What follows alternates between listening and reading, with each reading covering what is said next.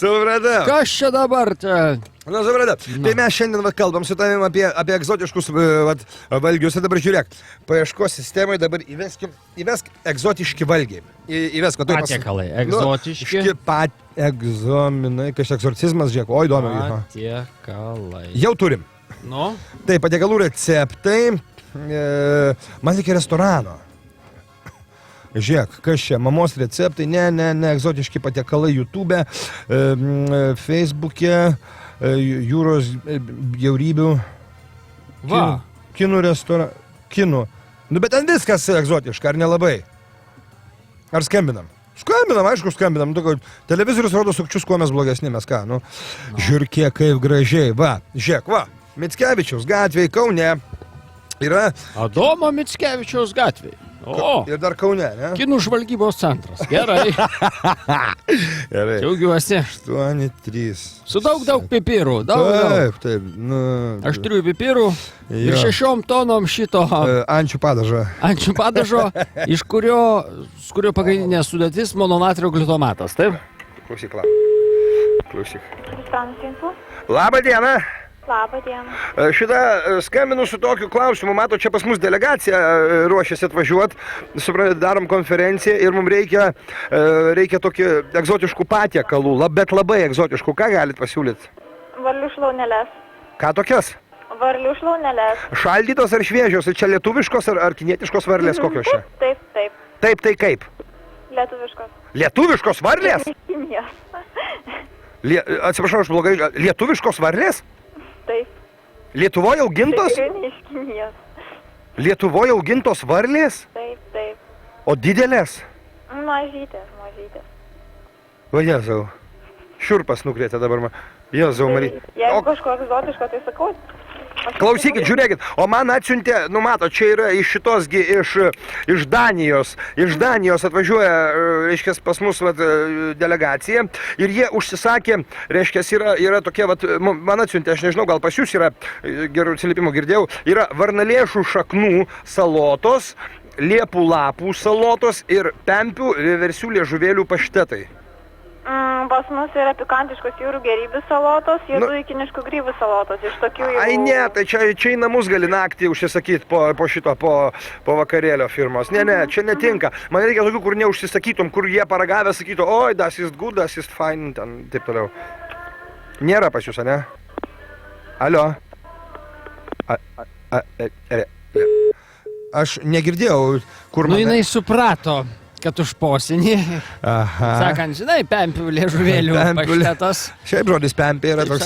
Palauk, egzotiškų... Ale ko tau neįtinka juodieji kiniški grybai? Todėl, kad čia po kiekvieno 6-ojo vaiko gimimo gali užsisakyti iš bet kur naktį, supranti? Netgi biržose gali užsisakyti. Iš kur tų grybų jie gauna?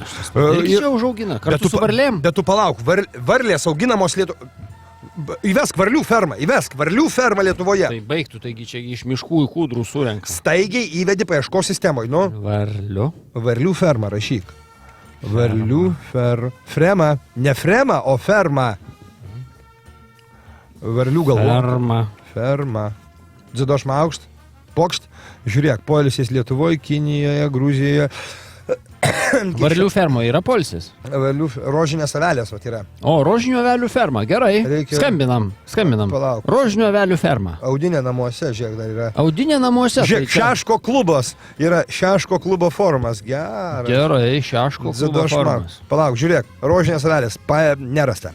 Ištrinta. Palauk. Įvesk dar, jeigu gali, egzotišką restoranai. Įvesk prabangus restoranai.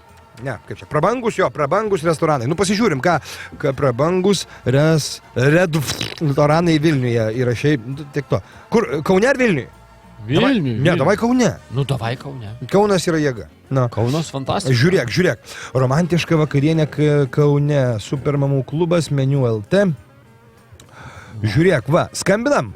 Į Diverso. Restoranas Diverso, jo. Diversantų restoranas. Diversantų, jo. Tai čia Lietuvos žvalgybos įmonė. Aišku skambina. Žiūrėk, skaniai ir sveikai. Oi, koks restoranas. Kilimas raudonas. Jakšama, aš supranti, kur čia yra dabar. Kėdės auksinės. O kur yra hatchbackas, horeka, pramogo, O kur man paskambinti? Kur dabar? Kontaktai, ieškau. Kontaktai. Ai, kontaktai, jo, užmiršau, Kur turbūt kontaktai. Naujienos restoranų išvežamieji. Nu, nėra. Palauk, maitinimo įstaigų apgyvendinimas, bet pramogos poilsis, katalogas restoranų. Nu, šūt subruknėm. Klausyk, nu turi būti kažkur. Nu, Gražus toks internetinis puslapis. Labai Baltas gražus, fonas, labai. fotografijos įdėtos. Žiūrėk, nu palauk, nu dar kartą, nu kur? Tai tiek to. Nu ką tiek to, nu man įdomu, mane prispyčialo, supranti, dabar šitągi, nu prispaudė dabar. Žiūrėk, palauk, va. Kavinės, restoranai, taip, maitinimo įstaigos, va, jau pradedu rasti. Kaunas, va, žiūrėk, Kaunas, dziudo šmaukšt, diverso, va, pagaliau. Diversantų restoranas. Va, telefonas yra, viskas, jau radau. Fantastika. Gerai, Aš manau, kad reiktų mums užsisakyti keptą undinę, reikia paklausti, ar jie turi keptų undinių. Sakyk, Danai čia klausti. Jo, Danijos Respublikos atstovybė, ne, atvažiuos pas mus, ne? Keptų undinių. Undinės užkepėlė jūros gėrybių padaže. Ne, dramblio ūsų padaže. Va. Dramblio ūsų padaže. Undinės užkepėlė dramblio ūsų padaže.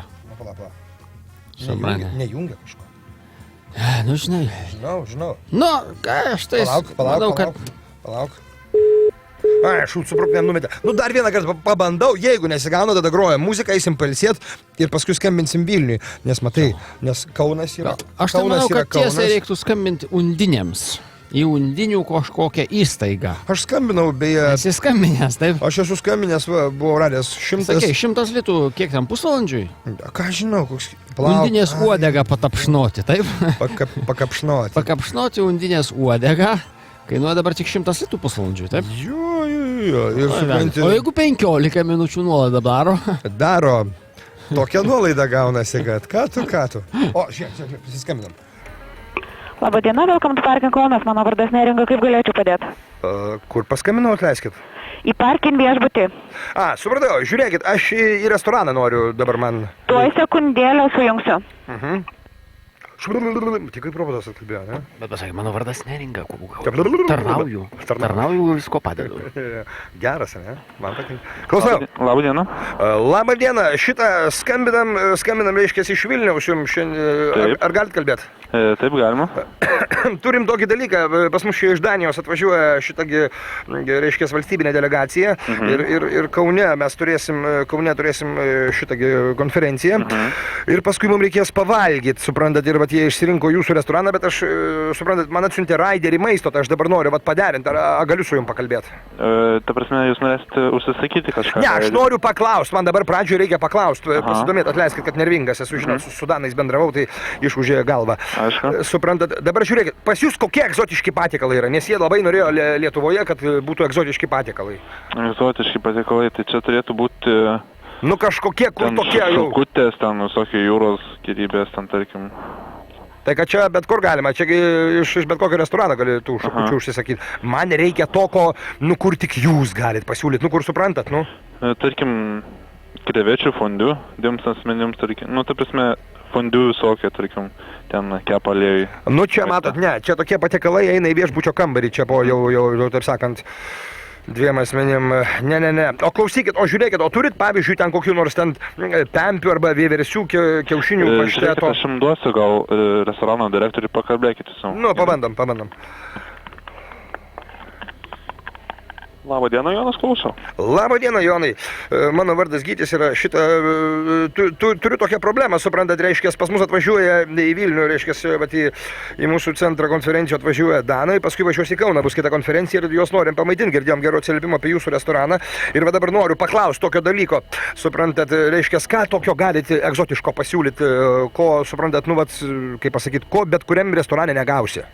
Ponas Gyti, mes galim pasiūlyti viską. Tik jūs sakykit, ko jūs norit, o mes padarysim dėl specialų meniuką. Jūs pats Vilniuje esate? Jo, pats Vilniuje esu.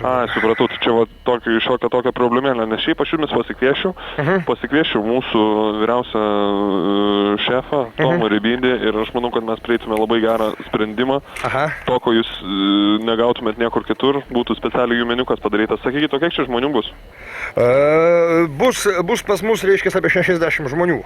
Apie 60, ne? Jo. Jo. Supratau. Iš tikrųjų, tai viską įmanoma tada padaryti ir telefonu, ir elektroniniu paštu. Sakykit, kokie jūsų pageidavimai iš vis būtų? Nu, bet žiūrėkit, jie man atsiuntė va tokį dalyką, reiškia, kad Lietuvoje jie norėtų gauti tokį kažkokį egzotišką maistą, kuris, pavyzdžiui, tik Lietuvoje yra. Nu, tai va, varnalėšų šaknys, reiškia, yra pas juos, paskui va, kažkokie čia, liepų, lapų, kas čia per salotos, Jėzau Marytė, pirmą kartą skaitau tokį dalyką. Paskui va, buvo pempių, liežuvėlių paštetas yra. Tilvikų kiaušiniai yra, nu, va tokie dalykai. Ar galėtume, dar ir degantys ledai buvo, va, matau, yra ir šitą. Degantys ledai? Jo. Čia turbūt mūsų irgi patiekalas, turbūt čia gal kažkas matė su sausu ledu, tai tiesiog jie atrodo kaip degantis.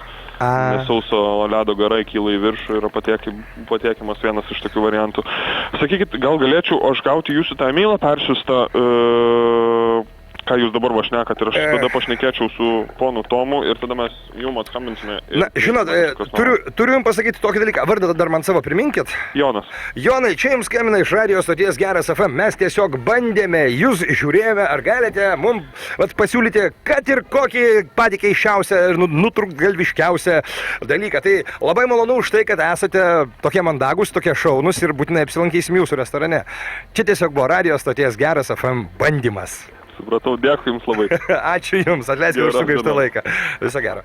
Nu, va, klausyk, matai, žiūrėk, vat, vis dėlto restorane, matai, dirba, supranti, išauklėti žmonės. Žinok, degantys ledai yra pas juos iš karto. Iš karto. Bet tu supranti, kas įdomiausia, vat, kad tuos degančius ledus Niergaudas užrašė man lapelio, paklaus, degantys ledai. Nu, nesąmonė atrodo. Arba šilti ledai būtų, ne? Jie yra, čia yra iš tikrųjų. Rimtai? Yra Europoje toks virėjas vienas. O pas juos, įsivaizduok, sako, tai čia iš mūsų meniu. Nu, va, matai, tai pataikėm. Tai pataikėm, nu tai kaip pirštų į akį, tai kas čia, po Velykų, Niergaudą, aš tą pasakysiu, po Velykų pataikyti, tai žinok, čia yra kaip 2 kilobaitus parsisiųst. Aukštos kokybės transliacija visame pasaulyje.